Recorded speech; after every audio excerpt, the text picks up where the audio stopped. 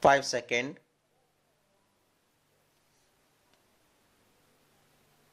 Start. How the second most powerful country in the world suddenly disintegrated. This is a question worth asking, not just to understand the Soviet Union and the end of communism, but also because it is not the first and may not be the last political system to collapse. While there are unique features of the Soviet collapse, there may be more general lessons to be drawn from this very important case. There is no doubt that the internal weakness of Soviet political and economic institutions, which failed to meet the aspirations of the people, were responsible for the collapse of the system. Economic stagnation for many years led to severe consumer shortages, and a large section of Soviet society began to doubt the question, the system, and to do so openly. Why did the system become so weak, and why did the economy stagnate?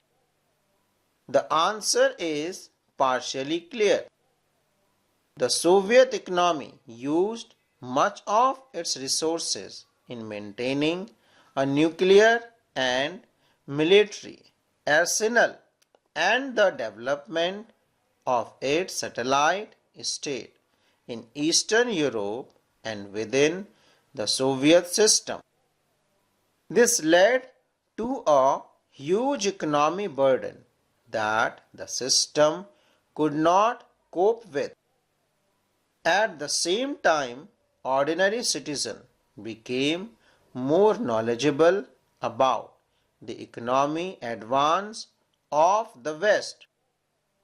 They could see the disparities between their system and the system of the West.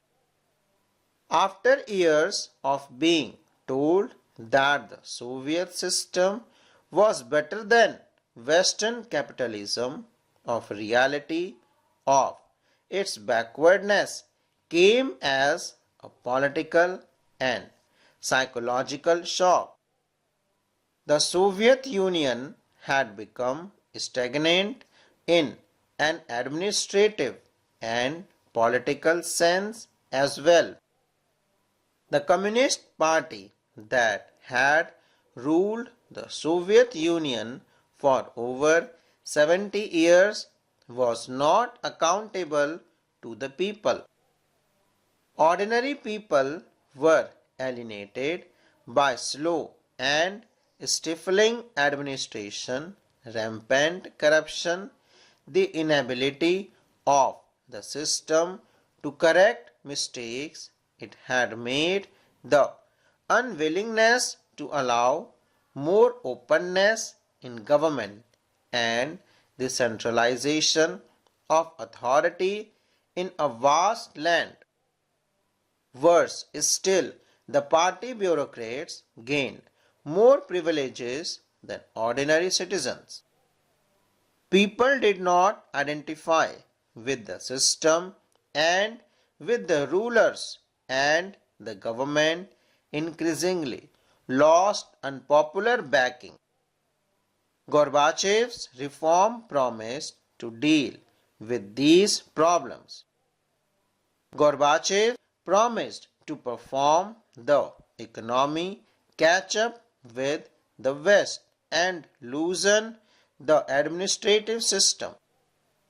You may wonder why the Soviet Union collapsed in spite of Gorbachev's accurate diagnosis of the problem and his attempt to implement reforms.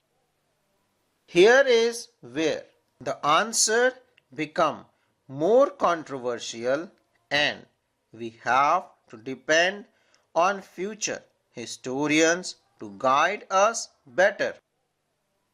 The most basic answer seems to be that when Gorbachev carried out his reforms and loosened the system, he set in motion forces and expectations that few could have predicted and became virtually impossible to control. There were sections of Soviet society which held that Gorbachev should have moved much faster and were disappointed and impatient with his methods. They did not benefit in the way they had hoped or they benefit too slowly.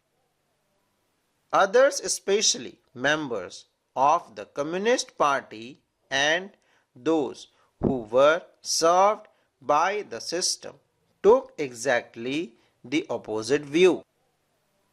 They felt that their power and privileges were eroding and Gorbachev was moving too quickly.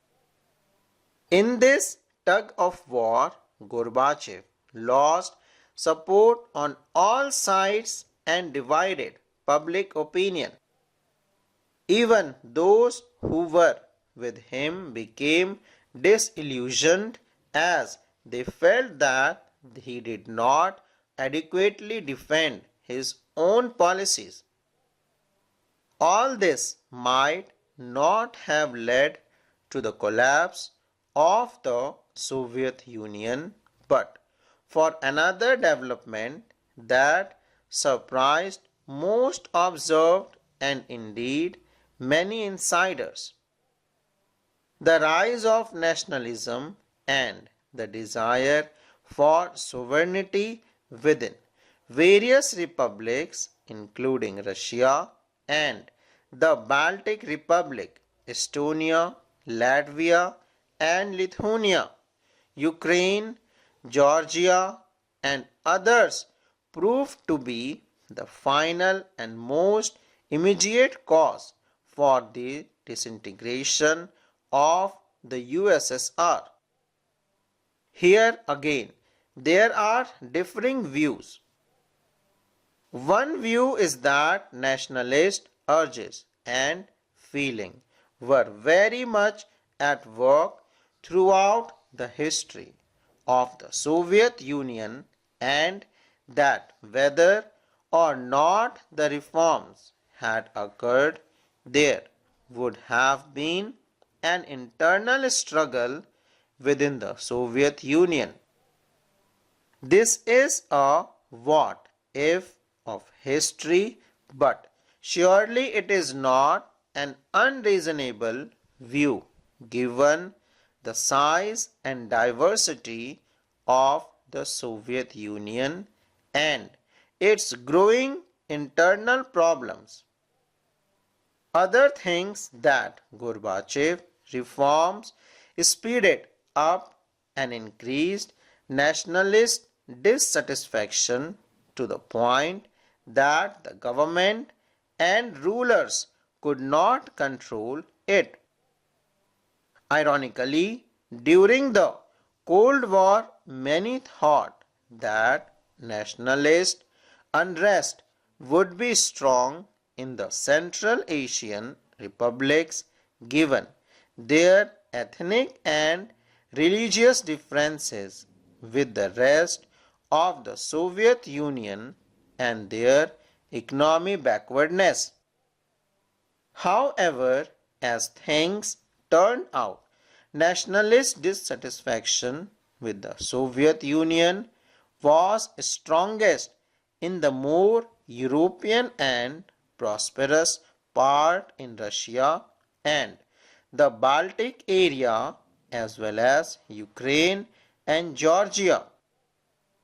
Ordinary people here felt alienated from the Central Asian and from each other, and concluded also that they were paying too high an economic price to keep the more backward areas within the Soviet Union. Full stop.